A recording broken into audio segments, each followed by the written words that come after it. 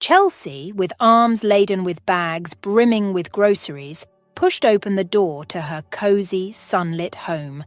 The smell of fresh bread from the local bakery mingled with the scent of ripe oranges and crisp apples, creating an inviting aura. As she methodically unpacked and stored the food in the fridge, her eyes drifted towards the window overlooking the lawn. There, under the golden afternoon sun, was Mark, her boyfriend, engaged in a spirited game of tag with her two kids, Lily and Max. Their laughter rang through the air, filling Chelsea's heart with warmth. "Mommy, look! I'm winning!" Max's excited voice echoed as he raced past the window, his little sister hot on his heels. Mark, with a broad smile, playfully pretended to be outpaced by the kids, his eyes meeting Chelsea's for a fleeting moment, sharing a silent message of love and contentment. This was the life she had always dreamed of, a simple yet fulfilling existence surrounded by love and joy. But unbeknownst to her, this blissful journey was about to be rocked to the core, challenging the very foundations of their dream. Mark and Chelsea's story began in the digital realm, a modern tale of connection forged in the vast network of the internet. Over a year ago, they found each other on a dating site, two souls seeking companionship amidst the chaos of the online world. Their initial conversations were hesitant, filled with the uncertainty and excitement of new connections. They bonded over shared interests, finding common ground in their love for indie music, a penchant for hiking, and a mutual appreciation for classic literature. Their first date was at a quaint coffee shop, tucked away in a quiet corner of the city. The nervousness they felt was palpable, but as they talked, laughed, and shared stories, the initial awkwardness melted away, replaced by a comfortable ease. They found in each other an unexpected understanding, a sense of familiarity that belied the short time they had known each other. What resonated deeply with Chelsea about Mark was his unwavering acceptance and embrace of her life as a mother. In her past experiences with online dating, the revelation that she had two children from a previous marriage often marked the end of burgeoning relationships. Many men she encountered would lose interest or fade away after learning about her parental status, leaving her disheartened and skeptical about finding a partner who would accept her and her children. But Mark was different. When Chelsea cautiously broached the topic of her children Lily and Max during their initial conversations, she braced herself for the familiar pattern of retreat. However, Mark's reaction was anything but typical. Instead of pulling away, he expressed genuine interest in her life as a mother. He asked about her children, not as an obligation, but out of a sincere desire to know more about her world and the little ones who were a huge part of it. Chelsea was 45 years old, while Mark had just turned 32. Their age difference was noticeable, but it didn't seem to matter to them. Chelsea's friends, seeing how happy she was, were cautious about sharing their thoughts on Mark. Some quietly believed he was too young to be with a 45-year-old woman. But only a few had the courage to voice this. Most of her friends held back, not wanting to upset Chelsea. They understood the delicacy of the situation. Their reluctance to speak up was not without reason. There was an incident at a barbecue with friends that stood out. Vanessa, in a half-joking tone, brought up Mark's age. "So, Chelsea, when you're 65, Mark's going to be just 52, right?" Vanessa commented, with a slight chuckle. The comment drew everyone's attention, all eyes turning to Chelsea, waiting for her reaction. Chelsea smiled and shrugged it off that day, but it bothered her. Later, she sent Vanessa a long email. She explained passionately that it was her life and no one else's to judge. She wrote about how Mark, despite being younger, had shown her a level of love and care she had never experienced before. Vanessa replied with a single, pointed question. "Aren't you curious why a handsome 32-year-old man is being so attentive to a 45-year-old woman with 2 kids?" Chelsea couldn't deny that the question stung a bit, but in her heart, she knew the truth of their relationship. It wasn't about age or convenience. It was about genuine connection and mutual respect. Or so she thought. One night, Chelsea paced anxiously around their small, cozy living room, glancing at the clock every few minutes. It was way past midnight, and Mark still hadn't come home from work. This wasn't entirely unusual. Mark often worked late hours, losing track of time in his busy office job. But tonight felt different. A nagging worry twisted in her stomach. She tried calling his cell phone multiple times, each attempt greeted by the same frustrating message. "The number you have dialed is currently switched off." Chelsea's heart sank a little more each time she heard it. It was unlike Mark to switch off his phone, especially when he was working late. The house felt unusually silent, the ticking of the clock in the hallway echoing mockingly. Chelsea tried to distract herself by reading, watching TV, even cleaning, but nothing worked. Her mind was fixated on Mark's absence. "Maybe it's a surprise," she muttered to herself, trying to stay positive. "Maybe he's planning something special for me or the kids." But deep down, she knew it wasn't likely. Their birthdays and any other celebrations were months away. As dawn broke, Chelsea hadn't slept a wink. She sat at the kitchen table, a cold cup of coffee in her hands, lost in thought. Where could he be? She wondered aloud. What if something's happened to him? The possibilities swirled in her mind, each more worrying than the last. Reluctantly, she considered contacting the police, but she hesitated. Mark was a responsible adult, and she didn't want to overreact and cause unnecessary drama. "I'll wait," she decided. "Maybe he'll come home soon, and this will all be a silly misunderstanding." But as days turned into a week with no sign of Mark, Chelsea's worry transformed into fear. Every phone call made her heart leap, hoping it was Mark, or at least someone with news about him. But each call ended in disappointment. Chelsea's heart was pounding in her chest, her mind racing with fear and confusion. The unexpected call had shattered the eerie silence of the morning, turning her deep worry into a tangible nightmare. She clutched the phone tightly, her voice shaking as she answered. "Hello?" she whispered, her voice barely audible. The moment she heard Mark's voice, a mix of relief and dread washed over her. "Oh my God! Mark, are you all right? Where are you?" she cried out, tears streaming down her face. Before Mark could respond, the phone was abruptly taken from him. The cold, menacing voice that followed chilled her to the bone. Chelsea listened in horror as the stranger outlined the terrifying situation. Mark was being held for ransom because of a debt. The stern warning against involving the police only heightened her panic. As the call ended abruptly, Chelsea felt a wave of despair engulf her. She was sobbing uncontrollably, her mind a whirlwind of fear and uncertainty. The thought of Mark being in danger, in the hands of unscrupulous people, was unbearable.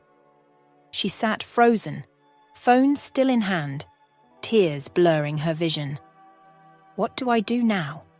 she whispered to herself. The threat against involving the police echoed in her mind. Chelsea's world had turned upside down in just a few hours. Her mind was in turmoil, torn between fear and hope. The weight of the decision to pay the ransom with her inheritance, a significant and sentimental sum, was overwhelming. But the thought of losing Mark, the love of her life, was far more devastating. Chelsea inherited her father's house and his savings. She planned to use this money wisely in the future. Chelsea and Mark had grand ideas. With a heavy heart, she went to the bank, the reality of the situation sinking in with each step she took.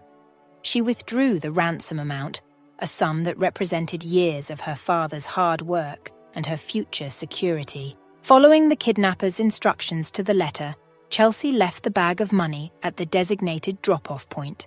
Then came the hardest part. Waiting. Chelsea waited for what felt like an eternity, her heart leaping at every phone ring. Her mind was a whirlwind of scenarios, each more frightening than the last. She clung to her phone, willing it to ring, praying for any news of Mark. But as hours turned into a long, agonizing day, no call came. Had she been too late? Had something gone wrong? She was haunted by endless questions, each unanswered, leaving her feeling helpless and alone. "Could they have really fooled me so easily?" Chelsea whispered, her voice tinged with a mixture of bitterness and disbelief. She had just returned home after painstakingly delivering the ransom money, hoping it would bring her peace.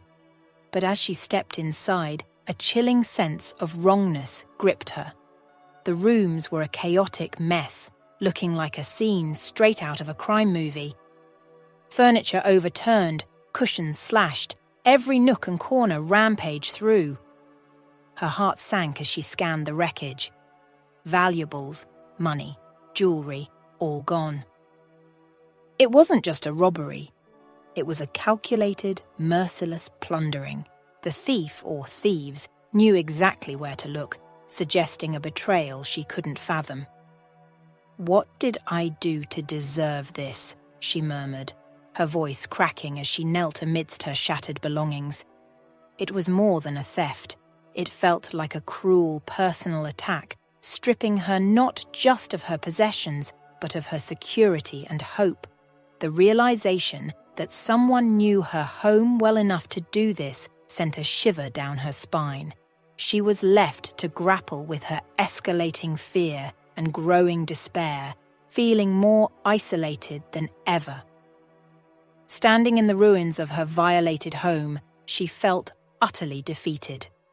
Fate seemed to mock her, testing her limits in the most harrowing ways. Max and Lily, who were just in kindergarten, would be surprised to find their house in a mess when they got home. Explaining to them that Mark, someone they had grown to love, might never return was a daunting thought for her. Even though a small part of her suspected Mark might be involved in the chaos, she struggled to believe it. How could Mark, someone she trusted, betray her like this, especially since she had been pregnant for the past 2 months? But if he really was part of it, a new feeling was creeping into her heart. Anger. Tears filled her eyes as Chelsea began to clean up the mess, driven by worry. She frantically moved bags of stuff to the garage, trying to hide the chaos from Max and Lily when she brought them home. However, after only 30 minutes, the emotional burden overwhelmed her. She couldn't handle the strain and collapsed in tears on the porch, her hands too weak to continue. Chelsea was overwhelmed with tears, unable to stop crying. Amidst her sorrow, she suddenly heard an unexpected voice, the last one she wanted to hear at that moment. It was Grant, an 80-year-old man who lived alone across the street. His house was ancient and nearly uninhabitable. Chelsea and her children had always been wary of Grant. They found him odd, especially when he walked past them in his worn-out clothes, his intense gaze making Chelsea's children uneasy. "There's a fine line between love and hate," Grant spoke softly, his voice low and calm. As Chelsea sat there, Grant's presence initially confused her. She had always seen him as the strange, reclusive man who she suspected of spying on her. The only interaction her family ever had with Grant was an unfortunate incident involving a boomerang and his window. Chelsea's son Max had described Grant as a freak, recounting how Grant ominously predicted that Mark, Chelsea's husband, would have a fall. At the time, Chelsea didn't grasp the meaning behind Grant's words. She even suspected that he might have some mental issues, an idea reinforced by Mark.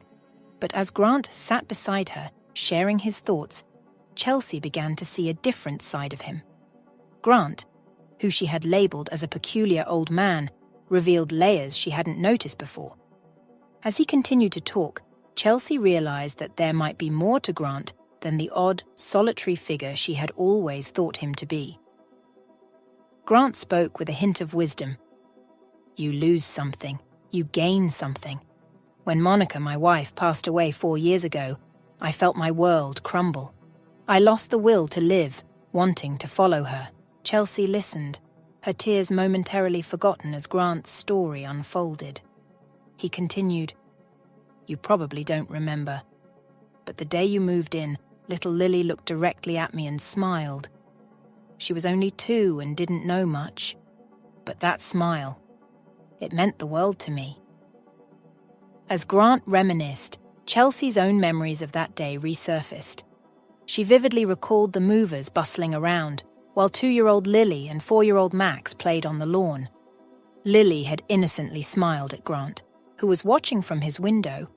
This simple gesture had deeply touched Grant, leading him to step out onto his porch, his gaze fixed on Lily. Back then, Chelsea had misinterpreted the situation. Seeing Grant's intense look towards her daughter, she had hastily judged him as strange and unsettling. But now, hearing Grant's perspective, she began to understand the profound impact that small moment had on him, offering a glimmer of light during his darkest times. This revelation brought a new depth to her perception of Grant, challenging her initial impressions of the solitary old man. Chelsea remembered telling Mark about Grant when they first moved in. Reflecting on it now, she realized Mark had played a significant role in shaping her and the children's perceptions of Grant. Mark had amplified the notion that Grant was unstable, a belief they all naively accepted. As Grant shared more, he revealed a poignant truth. "You won't believe it, Chelsea, but Lily's smile that day, it saved my life. She was just a tiny, adorable girl. I know we were strangers then, but there was a reason you moved into that house, right across from mine." During their conversation, Chelsea learned that Grant had never had children. He had yearned for a large family and grandchildren, dreams that remained unfulfilled as his wife was unable to have children. Despite this, Grant's love for Monica was unwavering, and he dedicated his life to her. They spent 60 years together, childless, and when Monica passed away, Grant felt his purpose in life had vanished too. However, it was Lily's innocent smile on that fateful day that brought a ray of hope into his life. Her small act of kindness unknowingly prevented him from taking his own life. It had been 7 years since that moment, and every day since, Grant had looked out his window, hoping to catch a glimpse of Lily and her beautiful smile. This revelation profoundly affected Chelsea, reshaping her understanding of the man she had once misjudged.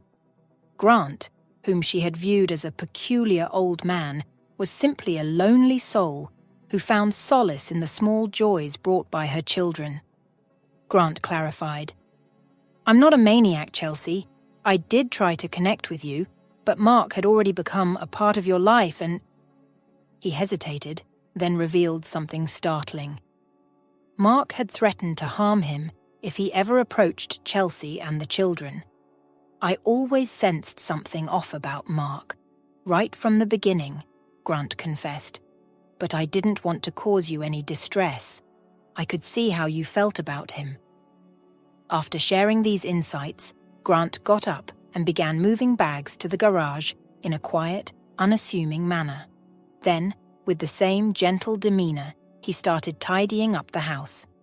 Chelsea, recognizing his intention to help, silently accepted it. At that moment, she was grateful for the assistance. Before Chelsea left to pick up the kids from kindergarten, Grant offered, "I'll handle the rest of the cleaning. You go ahead." Chelsea, without a word, drove off, knowing it would take her about an hour and a half for the round trip. Upon her return, Chelsea was greeted by a clean and orderly house. She had expected Grant to still be there, but he was nowhere to be seen. His quiet act of kindness had transformed the space, leaving Chelsea to reflect on the misunderstood man who lived across the street. Chelsea crossed the street with a new sense of understanding and knocked on Grant's door, the first time she had ever done so. "Why did you leave? I wanted you to meet the kids," she asked, her question punctuated by the enticing aroma of freshly baked treats emanating from inside. Grant, with his hands still covered in flour, appeared a bit surprised by her visit. "Oh, I didn't think the little ones would be too fond of me right now," he responded modestly. Chelsea knew he had a point. Mark's negative portrayal of Grant had deeply influenced Lily and Max. They were genuinely frightened of him, often trembling at the sight of the elderly man in his dilapidated house. Before Chelsea could respond, Grant returned with a plate of fresh cookies and candy. "This is for the kids. You don't have to tell them it's from me," he said with a gentle smile. Chelsea, at a loss for words, simply nodded and took the treats. That evening, after the children had fallen asleep, she found herself once again at Grant's doorstep. This time, she carried a gesture of goodwill, an assortment of fruits from her fridge. Grant warmly welcomed Chelsea into his home, his eyes shining with an unspoken joy at having a guest after such a long time. The house, which had remained closed off to the world for years, was now opening its doors to a neighbour who had once viewed it with apprehension. As they settled into a comfortable silence, Chelsea broke the quiet, her voice tinged with regret. "I should have thanked you properly, Grant, and I'm here to apologise for how we've treated you. I'm truly sorry." Before she could continue, Grant gently interrupted her. "It's not your fault, sweetie. Don't worry about it. I'm just happy you're here." Chelsea learned that it had been over 5 years since anyone had visited Grant's home. The neighbourhood's misconceptions had painted him as an outcast, a misunderstood figure, shrouded in unfounded rumours. As they conversed, Grant shared his past with Chelsea, revealing a life that was both fascinating and unexpected. He had been a cowboy, working for a wealthy farmer since leaving high school. As Grant recounted his life story, Chelsea learned about his journey with Monica, his beloved wife. Monica had worked at a meat packing plant when they met, and together they shared a life filled with happiness. Grant's life took a turn when advancements in technology phased out horses in the cattle industry, leading to his layoff. He briefly joined Monica at the meatpacking plant, but his heart ached for the open fields and the camaraderie of his cowboy days. Despite this setback, Monica was the family's pillar, working hard to support them both. When Monica retired, Grant set aside his nostalgia for his cowboy life, and they began to travel together. This period was the happiest of Grant's life, filled with adventures and shared experiences. Their inability to have children had only strengthened their bond, making them partners in every sense. However, Monica's passing marked the end of an era for Grant. Overwhelmed by grief, he turned to alcohol to cope with the loss. Yet even in the depths of his alcoholism, his love and longing for Monica never waned. Eventually, he managed to quit drinking, but the void she left remained. As Chelsea listened, tears welled up in her eyes. She felt a pang of guilt for ever thinking Grant was stalking her. His story resonated with her, bringing a sense of warmth and familiarity, as if she was sitting beside a grandfather figure. Grant's life, marked by love and loss, was a testament to the fragile line between love and hate. That night, Chelsea returned home with a heart lighter than it had been in a long time. The revelations and stories shared by Grant had not only altered her perception of her neighbour, but also brought a sense of peace and understanding that she hadn't expected. Despite the challenges that lay ahead, such as waking up early to continue her search for employment, Chelsea felt a newfound tranquility. The burdens and misconceptions of the past seemed to have lifted, allowing her to appreciate the unexpected brightness that Grant had brought into her life. It was a reminder of how connections and understanding can transform our perspective and offer solace in the most unexpected ways. After a tumultuous week, Chelsea, a resilient mother, was on a mission to find a job. Her family's financial stability had been shaken. Before Mark's mysterious disappearance, they had managed with her savings and his modest income. But now, after spending most of their savings on ransom money, their financial situation was dire. Despite the challenges, Chelsea remained hopeful and set out to seek employment. Recognizing the need for official intervention, especially considering the threats and concerns surrounding Mark's behavior, Chelsea had taken the responsible step of contacting the police. The authorities had assured her that they would conduct an investigation into the matter. This move was crucial for ensuring the safety and well-being of her family and addressing the potential risks posed by Mark. She applied to various places looking for a job, but faced unexpected hurdles. During interviews, she openly shared that she was a single mother, raising her children alone, and was also expecting another child. This honesty, however, led to polite rejections from many employers. In one particularly disheartening interview, the interviewer bluntly told her, "I'm sorry, but we see your pregnancy as a sign of instability. You'll probably need maternity leave soon, and we can't accommodate that." The same story unfolded in most places she applied to. They admired her qualifications and experience, but her personal circumstances became a stumbling block. Chelsea finally started working as a waitress at a nearby restaurant. A significant change since her previous life of staying at home to care for her children. This shift came about after Mark had persuaded her to leave her earlier job to focus on the family. Adjusting to her new routine was challenging. Each day, she juggled her work responsibilities with the demands of picking up her children from kindergarten and managing household tasks. Meanwhile, her belly was growing more noticeable with each passing day. She attempted to conceal her pregnancy at work, anxious about drawing attention or concern from others. Driven by the need to provide for her family, Chelsea persevered in her job despite the physical and emotional strain. Grant observed her daily struggles. One morning, he approached her with a look of concern. "Chelsea, sweetie, you're pushing yourself too hard. You really should take a break, especially now," he suggested, referring to her pregnancy. Chelsea, already feeling overwhelmed and on the edge of a breakdown, found Grant's unexpected visit and advice frustrating.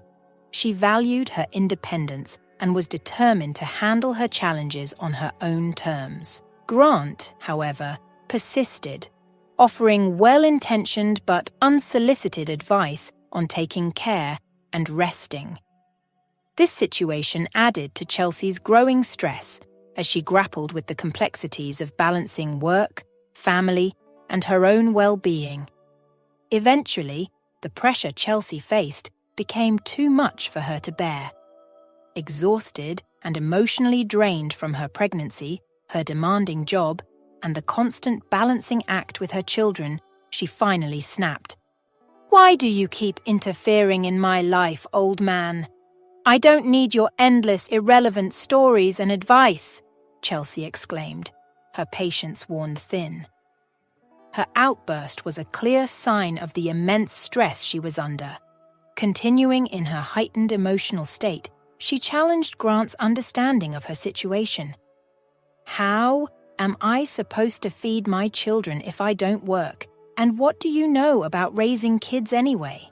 You've never had any of your own, she said, her voice crackling with a mix of anger and desperation. As she stood there, breathing heavily, her face showed the depth of her emotional turmoil. Grant was visibly hurt by her words, struck deeply in his most sensitive spots. However, he tried to mask his pain with a smile, conceding that perhaps he wasn't in a position to offer parental advice. "You're right. Who am I to advise you on these matters?" he said softly. There wasn't much else Grant could say in response. He stood there, forcing a smile, but his eyes betrayed his true feelings. Tears began to well up, reflecting his inner sorrow. To hide his vulnerability, Grant quickly turned away, intending to leave discreetly without revealing his emotional state. After Grant left, Chelsea collapsed to the floor, overwhelmed by her emotions. Tears streamed down her face as she grappled with the harsh reality of her situation. Deep down, she knew Grant had a point. Her job, especially in her advanced stage of pregnancy, was putting both her health and her unborn child's well-being at risk. Yet, the fear of not being able to provide for her other children haunted her, leaving her torn between her job and her family's needs. That morning marked a change for Chelsea. For the first time, she chose not to go to work. She didn't even take her children to kindergarten. She needed this time to pause and reflect on her next steps. Meanwhile, Grant, instead of returning home, wandered towards the town, lost in his own thoughts. The following morning brought an unexpected surprise for Chelsea. Attempting to leave her house, she found her door blocked by a large plastic bag filled with groceries on her doorstep. Confused, she pushed the door open and brought the bag inside. She looked around, but there was no one in sight. Assuming it was a delivery mistake, Chelsea decided to keep the bag in her kitchen temporarily, expecting someone to claim it. However, no one came for it, even by late evening. Not wanting the food to go to waste, she reluctantly stored the groceries in her fridge, still puzzled over their mysterious arrival. The pattern of mysterious deliveries continued the next day, further perplexing Chelsea. This time, the doorstep surprise was a bag full of toys. Max and Lily were overjoyed at the sight of the toys and eagerly tried to grab them. Chelsea, however, remained cautious, unsure if these were yet another case of mistaken delivery. She allowed the children to play with the toys without opening the boxes, worried about what she would do if the rightful owners came looking for them. The following morning brought even more excitement. Max, waking up early, discovered not one, but 2 bags at the door, filled with both fruits and more toys. Max's shouts of excitement woke up Lily, and this time, Chelsea let the children open the toys. The kids were thrilled with their newfound treats, immersing themselves in the joy of new toys and books. After several days of these mysterious deliveries, Chelsea's curiosity and determination to uncover the truth grew. She decided to take action. One early morning, she woke up before dawn and positioned herself in front of her window, keeping a vigilant watch to see who was leaving these generous gifts at her doorstep. As Chelsea watched from her window, she was heartbroken to see that it was Grant who had been leaving the gifts. Knowing his limited financial means, she was both touched and concerned, wondering how he could afford such generosity. The thought that he might be resorting to stealing to provide these gifts troubled her deeply. Determined to learn the truth, Chelsea discreetly followed Grant. Her heart ached as she discovered him working as a gardener at Hank's house, a job that seemed physically demanding, especially for someone of Grant's age. Overcome with emotion, she retreated to her car and drove home, tears streaming down her face. That evening, she returned and observed Grant receiving payment from Hank. She continued to follow him discreetly as he went to a store and emerged with bags full of items. Sitting in her car, Chelsea was overwhelmed with regret for her harsh words to Grant previously. It turned out that on the day Chelsea had confronted him, Grant, deeply moved by her plight, had set out to find a job for the first time in many years. His search was met with rejection, as no one seemed eager to hire an elderly man with no modern professional skills. Undeterred, Grant resorted to standing in front of an office building with a sign pleading for help and a job. His earnest appeal touched the hearts of passers-by, who began leaving money at his feet. That day, Grant collected a significant amount, which he joyfully spent on groceries and toys for Chelsea's family. Grant's commitment to earning his keep was clear. After leaving the bag of groceries at Chelsea's doorstep, he returned to his spot the next day with a new message on his sign: "Please don't give me money, give me a job." His pride and desire for self-sufficiency were evident. He was grateful for the help he had received, but was determined to work for his income. That day, a man in a business suit, intrigued by Grant's sign, stopped to talk to him. He asked Grant if he could do gardening, explaining that his regular gardener had left unexpectedly. Grant's face lit up with hope and eagerness as he agreed to the work. Before accepting the job, Grant made a simple request. He asked to be paid daily, a condition that the man, who introduced himself as Hank, readily agreed to. Hank then drove Grant to his home on the outskirts of town, a beautiful property that required maintenance. Grant was shown the tool shed and the areas that needed tending. He wasted no time and immediately set to work, determined to prove his worth. His hard work and dedication paid off.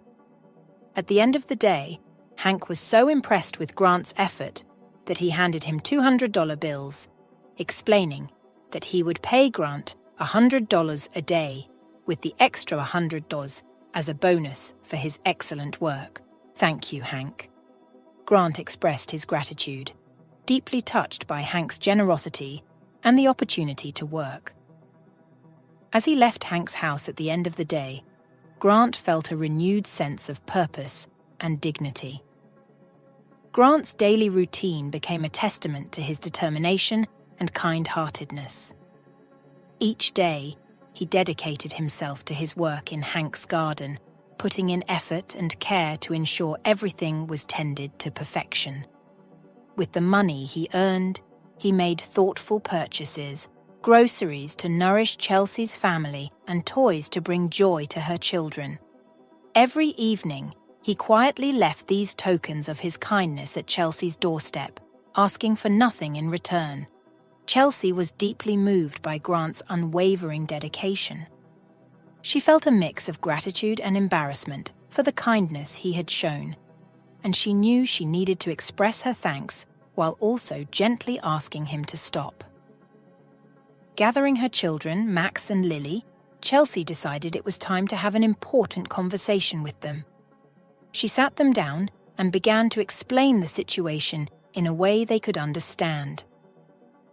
"Max, Lily, you know all these amazing books and toys you've been enjoying lately?"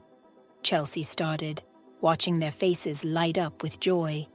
"Well, I have something special to tell you about them. They were actually given to us by Grant, the old man who lives nearby." The children's expressions shifted from excitement to surprise. Max and Lily had always been wary of Grant, viewing him as just a strange old neighbor. The revelation that he was the one providing their new treasures was astonishing to them. "Really, Mommy? Grant gave us these?" Max asked, his eyes wide with wonder. "Yes, he did," Chelsea replied softly, smiling at their innocent reactions. "He's been working very hard every day to buy these gifts for you. He's a very kind man, and he's been helping us a lot." As Chelsea was having this heartfelt conversation with Max and Lily, her phone rang, breaking the moment. She glanced at the caller ID and felt a jolt of surprise. It was the police. Her heart started pounding as she remembered the report she had filed about Mark. "Hello, Chelsea speaking," she answered, trying to keep her voice steady. "Hi, Chelsea.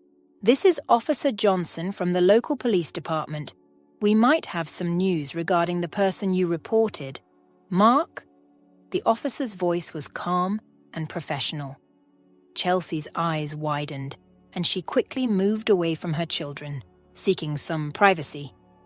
"Yes, I remember. What's the news?" "We've found someone who matches the description you gave us. We need you to come down to the station to confirm if it's him," the officer explained. Chelsea's mind raced. The possibility that he might have been found brought a mix of relief and apprehension. "Okay, I'll be there as soon as I can. Thank you, officer," Chelsea replied, her voice trembling slightly with emotion. As she ended the call, her eldest child, Lily, looked up at her with wide, inquisitive eyes. "Mum, is everything okay? Who was that?" Chelsea knelt down, gently ruffling Lily's hair. "That was the police, sweetheart. They might have found someone I've been very worried about." "Is it about Uncle Mark?" Lily asked, her young face filled with concern. Chelsea nodded, trying to mask her own worry with a reassuring smile. "Yes, darling. Remember how I told you he was in some trouble and I helped him? Well, I'm going to the police station now to see if they've really found him." Chelsea arrived at the police station with a heart full of hope. But as she stepped inside, she was greeted with a reality that shattered her expectations. Officer Johnson led her to a small, stark interview room where she sat down, her hands clasped tightly in her lap. "Chelsea, thank you for coming in," Officer Johnson began, his tone somber. "We've made a significant discovery about Mark, or rather, the person you know as Mark." Chelsea's brow furrowed in confusion. "What do you mean?" "The man's real name is Miles Moore. He's not who he claimed to be," the officer revealed, his eyes meeting Chelsea's. Her heart sank. "Miles Moore," she echoed, the name sounding foreign and cold. "Yes, he's a professional con artist with a long history of deceiving people, particularly single mothers who are financially stable or stand to inherit money," Officer Johnson continued, his words like a hammer to Chelsea's hope. The room seemed to spin as Chelsea absorbed this information. "But how did he know about my inheritance?" "Miles Moore is skilled in gathering information. He knew about your inheritance from your father and planned his approach accordingly. Everything he did was calculated and executed with precision," the officer explained, his expression a mix of sympathy and professionalism. Chelsea's mind raced back to all the moments she had shared with Mark, the trust she had placed in him, and the ransom money she had given, thinking she was helping him out of trouble. It was all a lie, a meticulously crafted deception. "I can't believe this. I trusted him," Chelsea whispered, her voice breaking. Officer Johnson nodded understandingly. "It's not your fault, Chelsea. People like Moore are experts in manipulation. He's conned many families, and you were unfortunately one of his targets." Chelsea felt a mixture of anger, betrayal, and deep sadness. She had been so convinced that she was helping someone she cared about, only to discover it was all an elaborate scam. "What will happen now?" she asked, trying to hold back tears. "We're building a case against him. Your testimony will be crucial. We're also in contact with other victims to strengthen our case," the officer replied. Chelsea nodded slowly, her mind still reeling from the revelation. Reflecting on the ordeal, Chelsea remembered Grant. At the time, she had brushed off Grant's concerns, attributing them to his weird nature.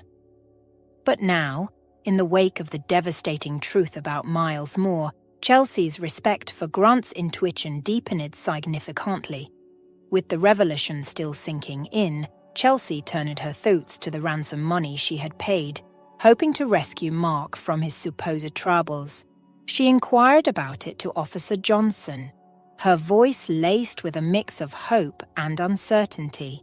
The money, the ransom I paid. Is there any chance of getting it back? Chelsea asked tentatively. Officer Johnson nodded, a hint of optimism in his tone. Actually, we may have some good news on that front. During our investigation, we located a bag full of money in the place where Miles was staying. It's very likely that it includes the money you paid. We're still in the process of verifying the details. Chelsea's eyes brightened slightly at this news. The possibility of recovering her money, a tangible piece of her father's legacy, gave her a small sense of relief amidst the turmoil. That's a relief to hear, she said, allowing herself a moment of hope. Please keep me updated on that. We will, Chelsea, Officer Johnson reassured her. Chelsea made her way back home, her mind a whirlwind of thoughts and emotions. Now, armed with the truth and a newfound clarity, her feelings had shifted to a blend of resolution and gratitude, especially towards Grant.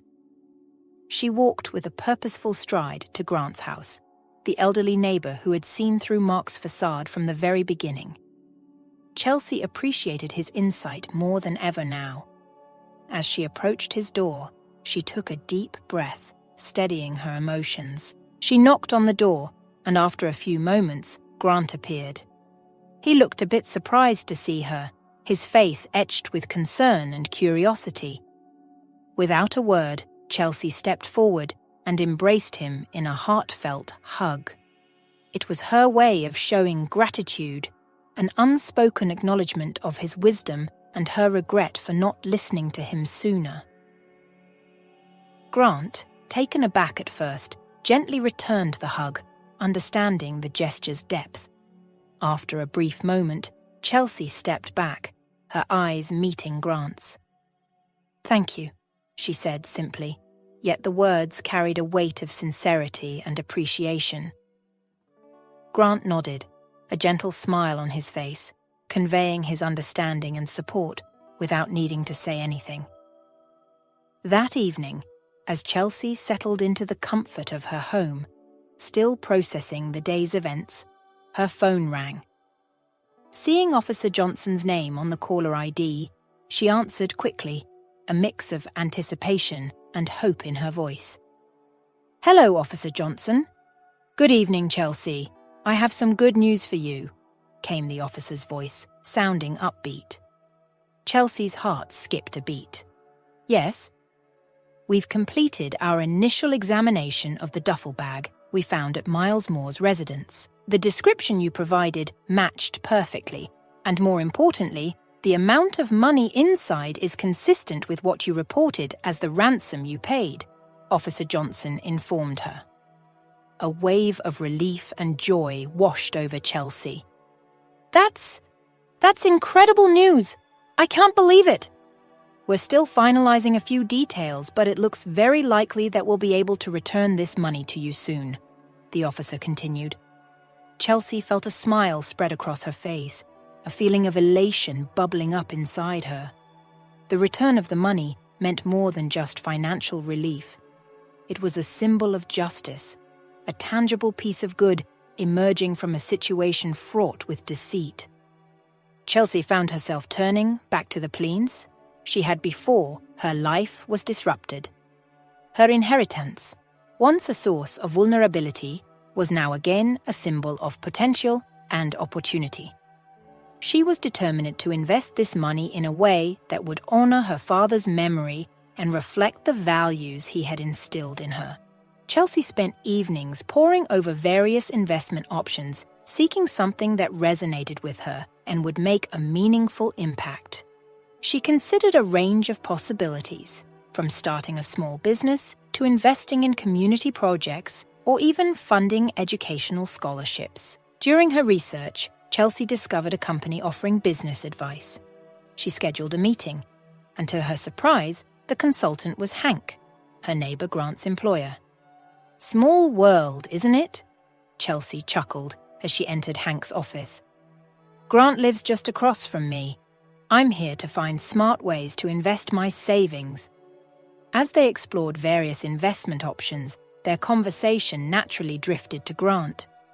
"He's more than just my gardener," Hank shared warmly. "He does so much around the house. To me, he's like the grandfather I never had." Hank revealed how Grant often mentioned a family he was supporting.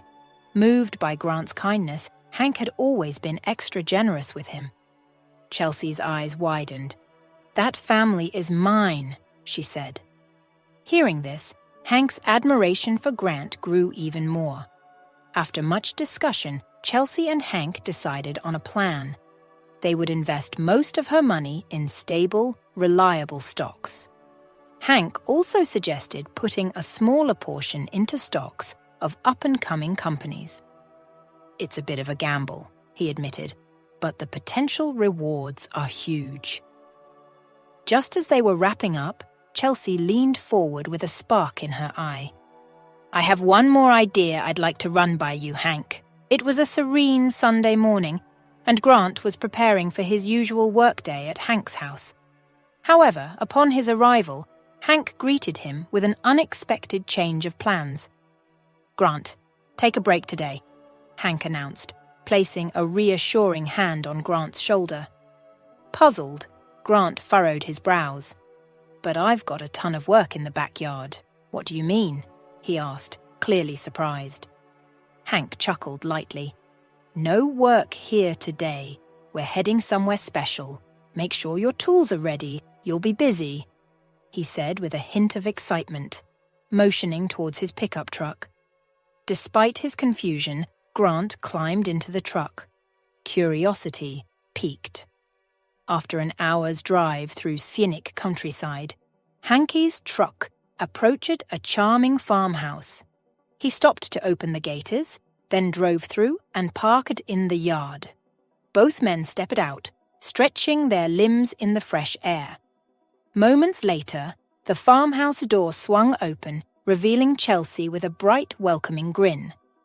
She approached Grant, wiping her hands on her apron, and enveloped him in a warm hug.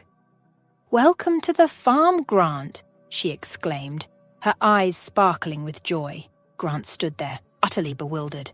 He couldn't fathom how Hank and Chelsea knew each other or why he was at this farmhouse. Suddenly, Max and Lily burst out of the barn, their excited screams filling the air as they jumped around. But as they approached Grant, their excitement transformed into a respectful quietness. "Thank you, Mr. Grant," they said in their innocent, childlike way. "Do you want to come and see the horses with us?" At the mention of horses, Grant's eyes sparkled with a joy long forgotten. He nodded slowly and followed the children, his heart beating with anticipation. Later that evening, they all gathered around a beautifully set table where Chelsea had prepared a mouth-watering turkey. Amidst the laughter and storytelling, Chelsea cleared her throat for an announcement. "Grant, I've reclaimed my inheritance," she began, sharing a warm glance with Hank. "And with Hank's help, I've bought this farm for you." Grant's eyes widened in disbelief. It was then revealed that when Chelsea and Hank were finalizing their investment plans, Chelsea had inquired about buying a farm with horses. Hank found the request unusual, but Chelsea explained it was for Grant. "I remembered your dream, Grant," Chelsea said, her voice soft yet firm. "You always wanted to be around horses again, to live on a farm. I never forgot that." Chelsea's words resonated deeply with Grant, a mix of gratitude and amazement washing over him as he realized how his humble dream was becoming a beautiful reality. Grant now lived on the farm and took care of horses in the stable. A lot of people from the city came to ride horses, and it soon became a good source of income for everyone. Max and Lily truly fell in love with Grant. They called him Grandpa Grant. They were all like a big family. Chelsea finally gave birth to a little baby girl, Sophia. Grant was like a little kid. He was the most excited of them all. he was all over the baby. Hank and Chelsea often met to discuss their mutual business, and through those meetings, gradually became closer. Grant settled into his new life on the farm with a sense of contentment he hadn't felt in years. He devoted himself to the care of the horses in the stable, his days filled with the peaceful routines of farm life. The stable quickly gained popularity among city dwellers seeking a taste of the countryside. They came to ride the horses, turning the farm into a thriving source of income for everyone involved. Max and Lily grew especially fond of Grant. They affectionately began calling him Grandpa Grant, a title he cherished deeply. Their bond flourished, and together they formed a close-knit, family-like unit. The joy in the household multiplied when Chelsea gave birth to a baby girl named Sophia. Grant's excitement knew no bounds. He doted on the little one, his enthusiasm reminiscent of a child's pure delight. Sophia's arrival brought a new dimension of happiness to the farm. Meanwhile, Hank and Chelsea continued to meet regularly to discuss their business ventures. Through these meetings, their relationship evolved and deepened. They found themselves sharing not just business strategies, but personal stories and aspirations, gradually growing closer in a bond strengthened by mutual respect and shared experiences. As the sun set, casting a golden glow over the farm, they all sat together, basking in the simple joy of being with each other. It was a moment of pure contentment, a testament to the unexpected turns of life that can lead to the most beautiful of destinations. And there, amidst the rolling hills and the gentle whinnying of horses, they found their happy ending.